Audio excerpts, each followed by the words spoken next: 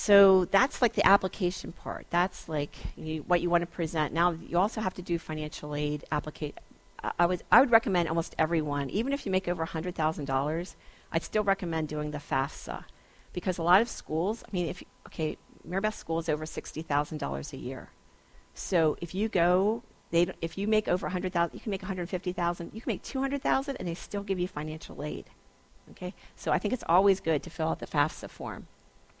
That's available on January 1st. It's online. It's a government form, and all kinds of loans and programs come from that. So that's sort of the starting point.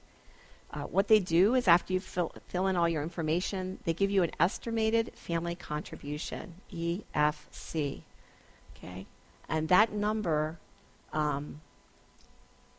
they will take the cost of attending the college that the child's interested in, subtract the estimated family contribution, and that's how they come up with how much need your family needs, how much financial aid. Some schools also ask you to fill out the profile, and it's a lot of numbers. I'll just say that. That one includes any retirement plans you have and your house value. So those schools are also looking at assets. Yeah. So FAFSA does not include house. So if you're looking at a private school and a public school and you have a lot of home equity, you have a lot of your house is almost paid off, or you have a lot of value in there, you would probably get more money, I would say, depending upon the percent that they give from a public school using just the FAFSA in that case. So different schools meet different percentage of need, and I just want to show you on this college data. They will actually show you how much money they're going to give. Look at that. Okay, so sometimes it's actually cheaper to go to a private school than a public school. And the reason why is sometimes public schools don't have as much money to give. Okay, like Princeton, Jeremy's applying there. They have a ton of money. They have a lot of rich alumni who are very thankful to the school, and they give them a ton of money. So the problem is getting into the school, but once you do, Princeton, their graduates, you know how much student loan debt they come out with? Okay, other schools, $35,000 average, whatever, $5,000, those that have debt. Okay, it's tiny. So on their Money Matters tab, whatever school you're interested in, it'll show you, okay, so cost of attendance there is $57,000. Isn't that like astounding? 50,000? And then 86% of applicants have financial need, and they meet 100% of that need. So when you fill out that, get your estimated family contribution, if you get into this school, whatever your family can't pay, they will pay. Okay? So private schools, I'll just share for Mary Beth at Columbia, that's $60-ish a year. And we pay about $6,000 for tuition, $2,000 for her food, and she pays $3,000. Coke takes care of 25 of that. So she pays $500 a year, and we pay about $8, which is less than we would pay for Penn State. Okay? So, and she's in New York City. Okay, where a hamburger costs $12. So there's something to be said for private schools because they can meet more of the financial need.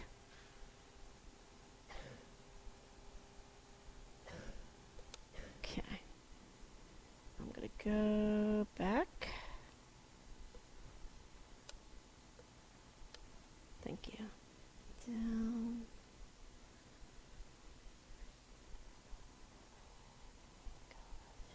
Nope. Is that more? More. And way down. Passion, summer, we did that. Did. Okay. Almost done. Okay, so my hope is for kids to go through college and not to have so much debt that they can't have a life when they get out. It's very sad to get trained to be a teacher or to get trained to do something and then to come out with $125,000 of school loans. So my hope is that through the process that the financial decisions, when you compare financial aid package, you can like look at them. Some schools, it's mostly loans. They say, yeah, we're going to give you a financial aid. We're going to, maybe it's a $40,000 school. We're going to give you $30,000 in financial aid. Maybe 20 of that is in loans. Okay, over 4 years, that's $80,000. Okay, so what you want to look for is schools that give grants or that accept scholarships and don't take it away from your financial aid package. So some schools, they'll say they'll give a grant part, a loan part, and maybe that's through the government, a government loan, and then they'll have a work study that you need to get a job while you're there. But the bottom line is you want to know when you get a bill from the college, how much is it going to be? How much, because they'll say, okay, so much for books, whatever. What you need to know is what's the bill going to be that you're going to receive. Okay, so if you get a couple different offers, yeah, I got in this place and this place, they can give me this, they can give me, like line them up and say, what's the bottom line going to be?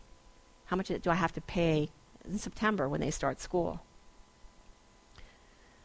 Okay, so some of the schools went to a no loan policy. CJ was at Swarthmore as a junior. They changed their policy. They said, we will not make kids take out loans anymore. Parents still had to take out loans, but kids didn't. So there are some schools that they give all grants. And maybe they have like a little work study part with it, but they don't have loans as part of their program. So Swarthmore and Columbia are two of those. 2013 grads averaged $35,200 in total debt graduating. $26,000 in federal loans plus state private loans and credit card debt. Okay, that's the average. That is scary to me. I mean, 'cause it's hard to find a job when you get out of school. So you get out of school and you have 6 months before your loans kick in and you have to start paying them back. So you have that, 6-month period, and then you have to start paying them back. So anything that you can do to not have a loan, like get scholarships, and Mrs. Mummert will share a little bit about the scholarships and how to do that, how to apply for them and how that works here. Scholarships are free money. No loans don't have to pay back. So final thoughts, private schools can cost less than public schools because they have more money to give. And also, you don't have to be like a super genius. If you find a school where you're in that top 25%, they'll want you there. And they're going to help you to go there. So using that college data, can kind of look at your scores, and it's worth it. Okay, my niece, she's looking at Elizabethtown. She was 20 points away. I think she was it was a $20,000, and then there was one that was $23,000. She was 20 points away from that $23,000 on her SATs. I said, I hope you're taking that again, because that's $12,000 over 4 years. She's like, I don't know. I said, yeah, that's worth it. That's worth a little time studying for that. And it is possible to graduate without loans. The great book for kids and for parents is called Debt Free You by Zach Bissonette. And it's at the library. Hanover has it and York has it. You can just request it. He was at University of Massachusetts Amherst, and he went through college without, his parents couldn't help him. He worked his way through, and he said, if I can do it, you can do it too. And so he says, you know what, don't take out loans. Don't come out with a lot of debt. So that's a great book to read. And scholarships here, LendFest is awesome. That's up to $12,000 a year at a private, challenging school. There's a lot of local scholarships that don't have the huge competition. And Coca-Cola, that's like a national one. So parents, don't sacrifice your retirement. You can get loans for college, but not for retirement.